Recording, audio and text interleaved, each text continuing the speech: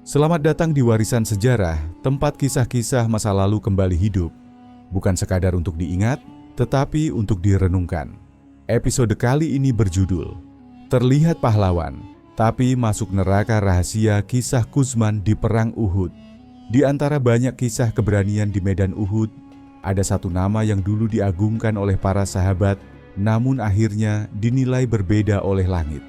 Sebuah kisah yang mengajarkan bahwa tidak semua yang tampak gagah adalah pahlawan sejati, dan tidak setiap yang jatuh di medan perang dicatat sebagai syahid.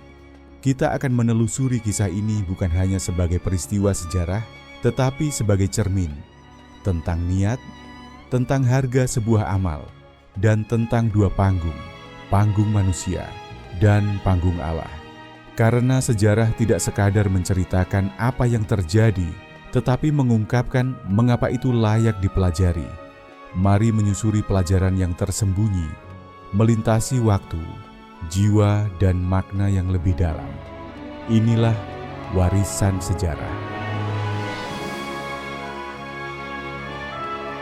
Aku masih ingat pagi itu. Angin Madinah bergerak pelan di antara kebun kurma, membawa dengung bisik-bisik yang tak biasa. Orang-orang membicarakan seorang lelaki yang disebut-sebut sebagai harapan. Ia berani, kata seorang saudagar. Kalau semua seperti dia, tak ada yang perlu dicemaskan. Sambung yang lain. Aku berjalan melewati lorong-lorong sederhana, menatap wajah-wajah yang dipenuhi semangat. Namun di ujung mata mereka, ada kilau yang sulit kujelaskan. Kekaguman yang nyaris menjadi kultus. Ada sesuatu yang tak sepenuhnya selaras di sana. Seperti bayangan yang melengkung di bawah cahaya siang. Di masjid, aku melihatnya dari kejauhan. Ia berdiri tegap, geraknya mantap. Suaranya ketika menenangkan orang-orang terdengar yakin. Tenanglah, katanya. Kemenangan bukan perkara angka, tetapi keberanian. Orang-orang mengangguk. Beberapa anak kecil memandangnya seperti pahlawan dalam cerita. Aku, Abu Dujana, terbiasa menilai bukan hanya gerak tangan, tetapi juga arah napas sebelum ayunan pertama. Dan di balik ketegasan lelaki itu, aku merasakan ritme yang lain. Seperti palu yang memukul bukan untuk menegakkan, melainkan untuk mengukuhkan bayangan diri. Pagi demi pagi menjelang Uhud, ia semakin tampak di mana-mana, membantu menyiapkan perbekalan, menyusun barisan, memotivasi yang cemas. Engkau lihat, seorang pemuda menepuk bahuku. Kalau semua setabat dia, sejarah kelam akan berlalu. Aku tersenyum tipis. Bukan karena aku tak menghargai semangatnya, melainkan karena aku belajar bahwa semangat yang paling terang bisa menyilaukan mata yang belum terbiasa menatap ke dalam. Dalam peperangan, bukan hanya pedang yang diuji. Niat pun ditimbang, pelan dan teliti. Suatu sore, ketika matahari Madinah merunduk, aku duduk di tepi kebun kurma. Ia lewat, menyapa sopan. Ada ketegangan kecil di sorot matanya, bukan gentar, melainkan gairah untuk diakui. Aku pernah melihat sorot semacam itu pada para pemuda yang baru pertama memegang pedang, dan juga pada orang yang ingin namanya hidup lebih lama dari usianya. Ia bercerita tentang rencana-rencananya, tentang langkah-langkah berani yang hendak ia tempuh. Umat ini, ucapnya, memerlukan orang-orang yang tak ragu maju. Kalimatnya benar, namun nada yang kudengar seperti baris tambahan yang tak diucapkan. Dan aku akan menjadi bukti. Sejak itu, aku mulai berhati-hati menimbangnya. Kabar tentang Uhud menyebar seperti kabut yang turun dari bukit. Orang-orang menyiapkan diri, beberapa menata hati. Aku melihat lelaki itu melatih ayunan, menimang tombak, memeriksa tali perisai. Setiap geraknya rapi, seakan ia dilahirkan untuk momen besar. Seorang ibu memintanya menasihati putranya. Ia melakukannya dengan kata-kata kuat dan tatapan yang menyalakan nyali. Di sekelilingnya, pujian tumbuh liar. Dialah yang paling siap. Dialah yang tak gentar. Aku menghela napas. Pujian adalah angin. Pada api keikhlasan, ia membantu nyala. Pada bara keakuan, ia dapat jadi badai. Malam terakhir sebelum berangkat, Madinah seperti menahan napas. Aku berjalan melintasi halaman masjid, mendengar beberapa orang menyebut-nyebut namanya dalam doa dan harapan. Aku terdiam. Dalam ingatanku, wajah-wajah sahabat yang lebih senyap justru lebih kuat. Mereka yang menundukkan kepala, yang suaranya pelan ketika menyebut nama Allah, yang tidak sibuk pada bagaimana dunia mengingatnya. Lelaki itu berbeda. Ia seperti menulis judul sebelum kisahnya dimulai. Pagi keberangkatan. Matahari memercikkan cahaya keemasan di ujung atap rumah-rumah tanah. Barisan dibentuk, langkah-langkah diselaraskan. Ia muncul, disambut anggukan, tepukan, bahkan sorak kecil. Aku berdiri tak jauh, memerhatikan caranya mengikat helm, menepuk bahu seorang pemuda, lalu menoleh ke kerumunan seakan ingin memastikan semua mata menyaksikan. Kala itu, aku berdoa dalam hati, "Ya Allah, jadikan tiap langkah kami bernilai di sisimu, bukan di panggung manusia." Nama lelaki itu akhirnya diucapkan juga di antara bisik-bisik yang kian nyaring. Kuzman. Aku mendengar namanya, tidak untuk pertama kali, tetapi kali ini terdengar berbeda. Lebih berat, lebih dekat, seperti batu yang baru saja digeser dari mulut gua, membuka lorong yang belum kita lihat ujungnya. Ia menatap ke arah bukit, seolah membaca garis takdir yang sudah ia kabarkan kepada dirinya sendiri. Di bibirnya ada senyum tipis, senyum seorang yang yakin akan tercatat. Refleksi singkatku hari itu sederhana. Ada dua panggung dalam setiap peristiwa besar, panggung di hadapan manusia dan panggung yang disaksikan Allah. Di panggung pertama, tepuk tangan dapat menjadi suara paling keras. Di panggung kedua, bisikan niatlah yang menentukan. Ketika kami mulai melangkah menuju Uhud, aku tahu kisah Kuzman bukan hanya tentang keberanian. Ini tentang ke arah mana keberanian itu menunduk. Dan aku takut, bukan pada panah atau tombak, melainkan pada kemungkinan bahwa sorakan manusia bisa menenggelamkan suara hati. Perjalanan kami menuju Uhud dimulai sebelum matahari naik sepenuhnya. Pasir masih menyimpan sisa dingin malam, dan langkah-langkah para sahabat terdengar teratur. Seakan masing-masing telah menyelaraskan tekad dengan zikir yang tak terdengar. Dalam barisan itulah aku kembali memperhatikan lelaki itu, Kuzman, yang kini berjalan di tengah barisan dengan kepala tegak, seolah medan yang menunggu adalah panggung yang sudah ia hafal jalur sorot cahayanya. Ia berbicara kepada beberapa prajurit muda di sekelilingnya, bukan untuk menenangkan kecemasan, melainkan untuk menyalakan rasa kagum.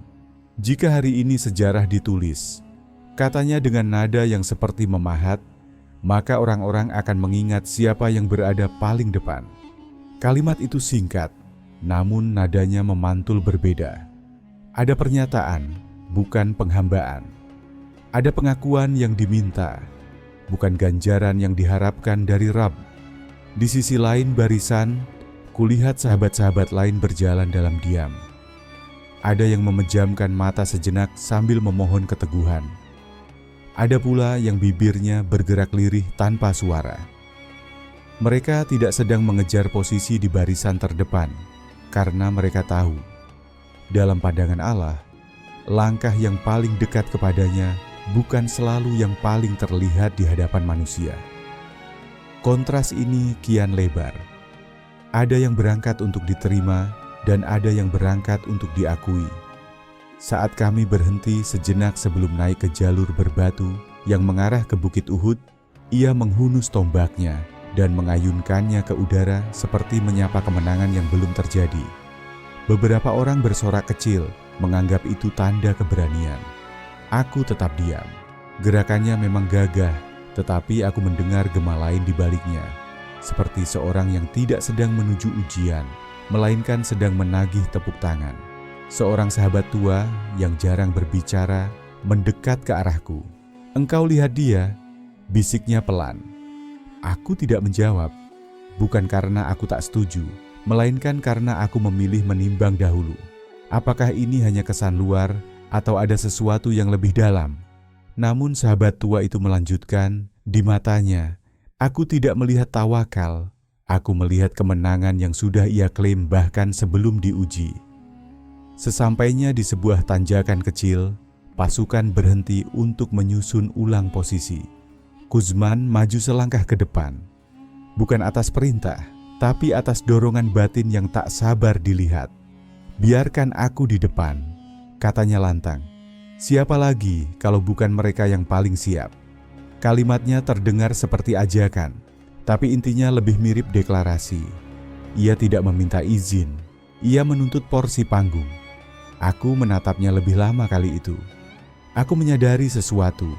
Keberaniannya tajam, tetapi tajamnya tidak mengarah ke dalam untuk memotong ego. Ia mengarah keluar untuk menembus pandangan orang. Banyak pejuang ingin masuk surga tanpa nama. Dia ingin namanya masuk ke dalam sejarah sebelum surga. Di tengah persiapan itu, imam kami memimpin doa. Beberapa orang menunduk khusyuk. Kuzman ikut mengangkat tangan. Tetapi aku melihat jeda aneh dalam sorot matanya. Seperti seseorang yang tahu doa itu penting, namun menganggapnya bagian dari rangkaian, bukan pusat pijakan. Sejenak aku bertanya dalam hati, apakah doa baginya adalah permohonan atau sekadar pengantar sebelum tepuk tangan? Di sini benang pertama mulai terlihat, tipis tapi nyata.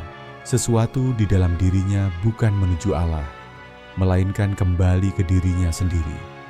Dan aku tahu, sebelum pedang diangkat, ada hati yang sudah menunjukkan pada siapa ia hendak menang. Refleksi hari itu mengikatku pada satu pelajaran. Tidak setiap langkah menuju medan ujian adalah langkah menuju Allah. Ada yang berjalan ke arah kemenangan, tetapi bukan ke arah keikhlasan. Dan perbedaan itu baru terlihat ketika sorot mata mulai mencari saksi, bukan ridha. Medan Uhud menyambut kami dengan angin tajam dan kabut debu dari derap kaki pasukan.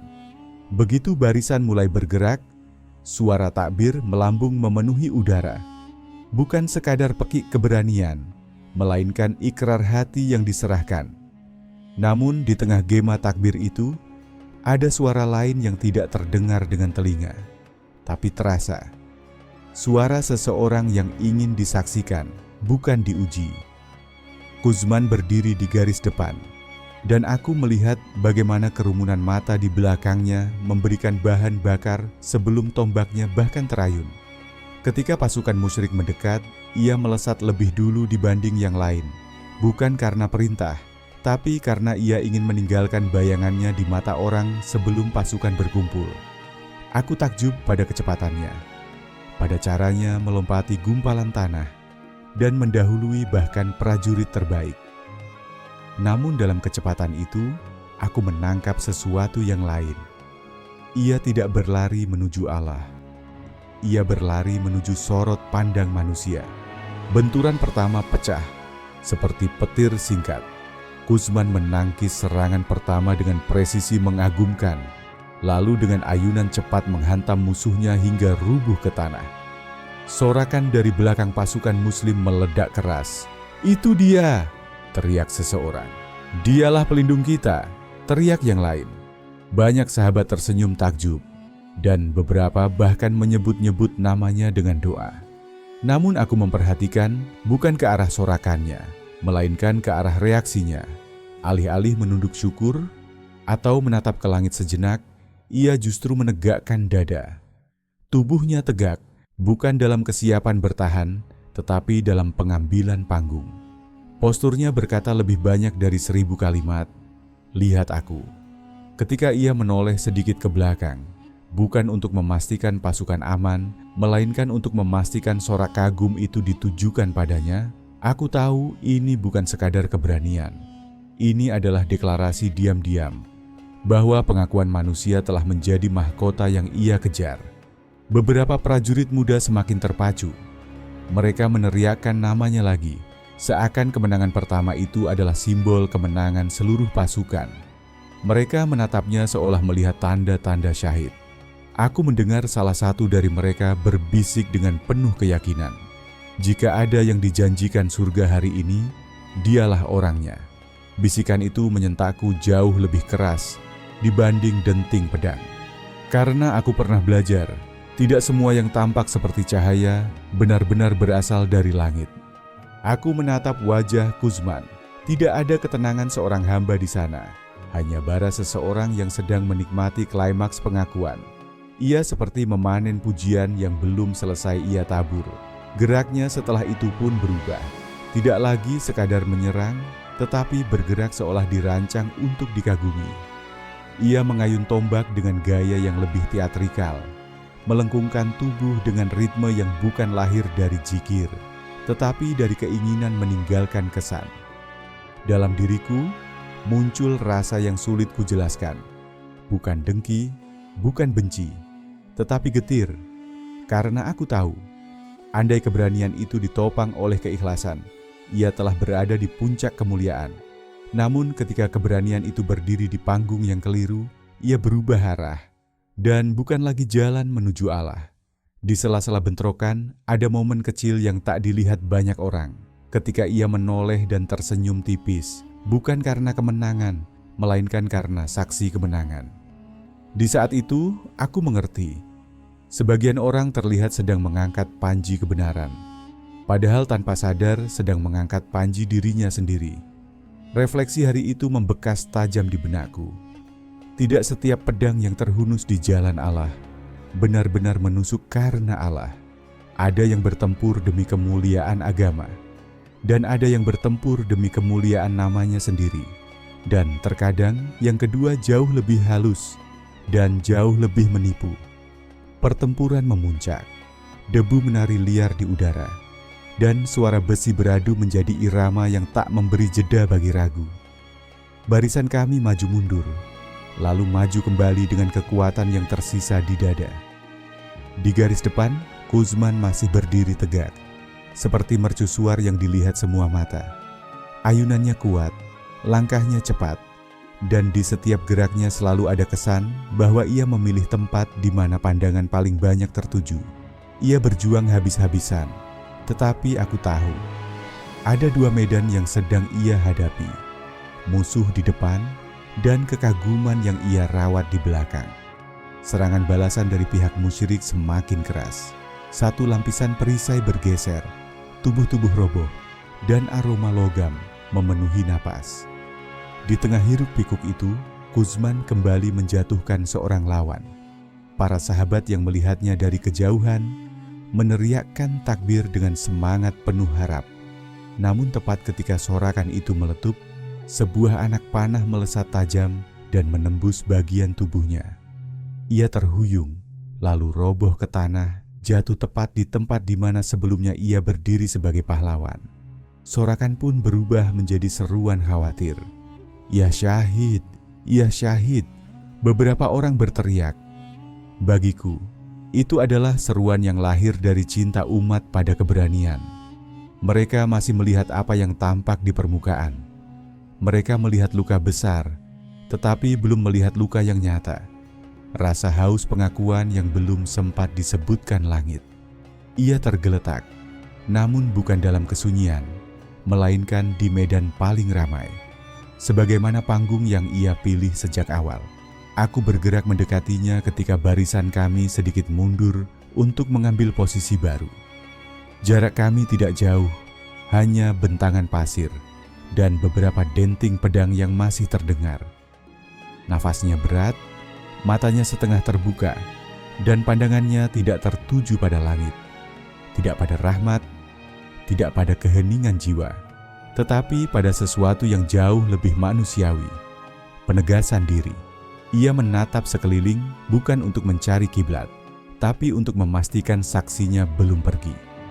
Ia lalu berbicara, lirih, patah, namun jujur, bukan karena ia sedang mengaku, melainkan karena sakit telah meruntuhkan topeng.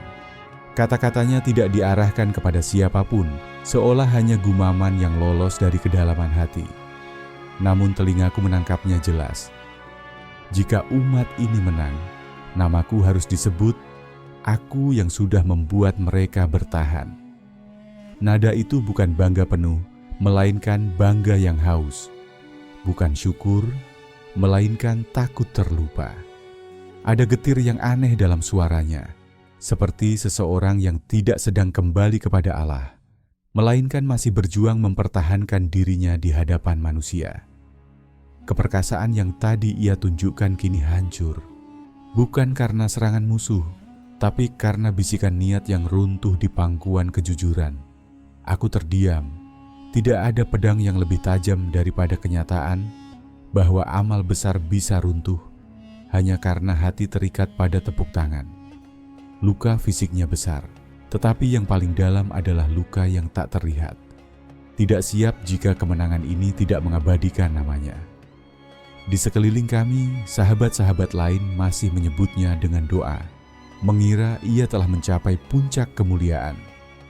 Namun aku menyaksikan sesuatu yang berbeda. Aku menyaksikan seseorang yang selama ini berlari bukan menuju ridha Allah, tetapi menuju tempat ia yakin sejarah akan mengukir wajahnya. Refleksi itu mencengkam hatiku lebih kuat dari suara perang.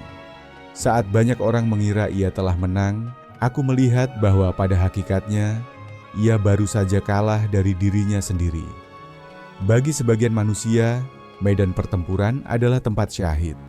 Namun bagi sebagian yang lain, justru di sanalah Allah menunjukkan bahwa mulia di mata manusia belum tentu mulia di sisinya.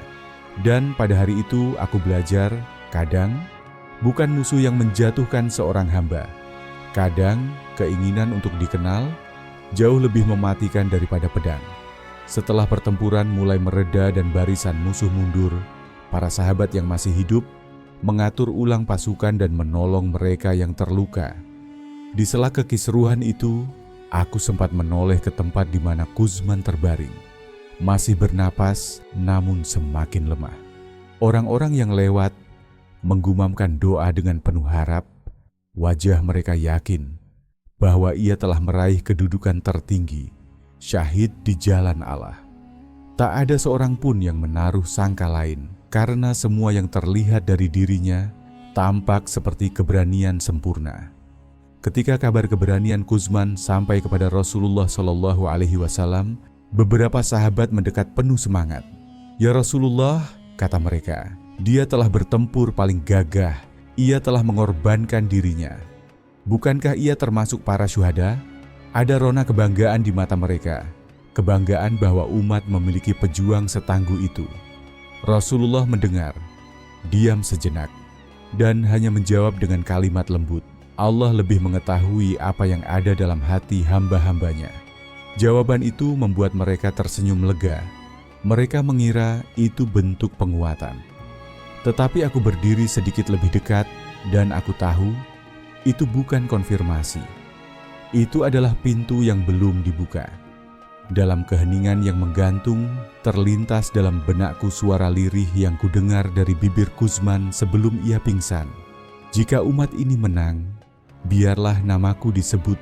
Kata-kata itu tetap tertancap seperti jarum halus yang menembus ke inti persoalan. Ia ingin kemenangan, tapi agar dirinya dikenang. Beberapa sahabat mendesak lagi dengan keyakinan. Namun ya Rasulullah, bukankah ia telah berjihad di barisan terdepan? Rasulullah Shallallahu Alaihi Wasallam menatap mereka. Lembut, namun tatapan itu membawa kedalaman yang membuat udara seakan menahan napas. Banyak yang terlihat berjihad, sabdanya tenang. Tetapi amal itu tergantung kepada niatnya. Di titik itu, sebagian sahabat mulai saling berpandangan. Ini bukan bantahan, tapi juga bukan pemuliaan. Ini adalah isyarat. Sesuatu belum tepat. Namun masih ada harapan yang tersisa dalam hati sebagian dari mereka. Namun ia terluka di medan perang. Seorang sahabat lain menyambung, dan ia melindungi kaum muslimin. Seolah ingin mengatakan, bukankah cukup itu bukti? Barulah Rasulullah mengangkat wajahnya sepenuhnya, dengan kelembutan yang sama, tapi kini disertai ketegasan yang berbeda. Ada hamba yang tampak seperti pejuang, sabdanya, namun ia berperang bukan karena Allah, melainkan karena dirinya sendiri. Dan tidak setiap yang gugur di medan perang Allah tetapkan sebagai syahid. Kata-kata itu turun seperti hujan yang tidak deras, tetapi dinginnya menembus jantung. para sahabat terdiam. Dalam sekejap, mereka mengerti. Syahid bukan dari besarnya luka, bukan dari sorakan manusia, bukan dari keberanian yang tampak, tetapi dari hati yang kembali kepada Allah tanpa membawa nama dirinya sendiri. Aku menunduk, karena aku tahu aku adalah satu-satunya saksi atas kalimat yang lolos dari hati Kuzman. Bukan doa, bukan keteguhan, tetapi kecemasan untuk tidak dikenang. Dan pada saat itulah aku memahami sepenuhnya makna sabda Rasulullah Shallallahu Alaihi Wasallam. Di hadapan Allah, bukan tubuh yang dilihat, tetapi arah hati yang memilih kepada siapa ia memberi kesetiaan. Refleksi hari itu bukan hanya tentang Kuzman.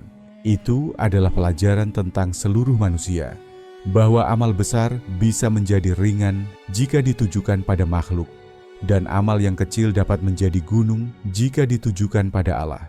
Betapa banyak orang terlihat memikul panji agama, padahal yang sedang ia pikul adalah dirinya sendiri.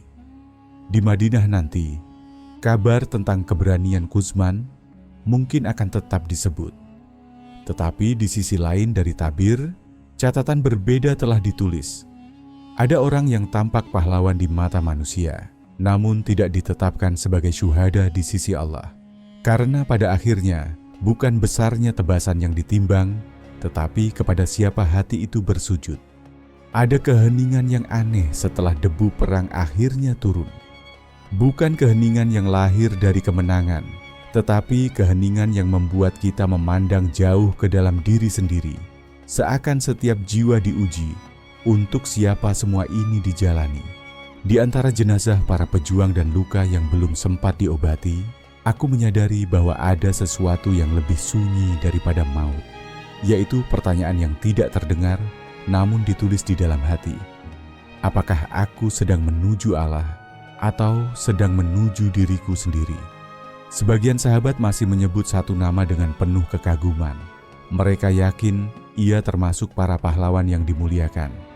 Namun setelah sabda Rasulullah mengungkapkan hakikat niat, bisikan itu berubah menjadi refleksi.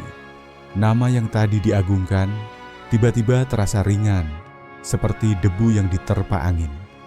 Disitulah aku memahami bahwa bukan kematian di medan perang yang memuliakan seseorang, melainkan kepada siapa ia mempersembahkan hidupnya sebelum ajal menjemput.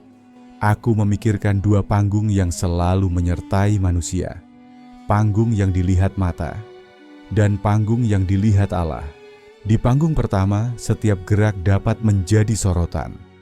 Orang menilai dari apa yang tampak, keberanian, ketegasan, jumlah tebasan, posisi di barisan terdepan. Tetapi di panggung kedua, tidak ada sorak, tidak ada kagum, tidak ada penonton.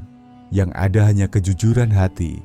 Di sana sebuah amal tidak bertanya seberapa besar, tetapi untuk siapa.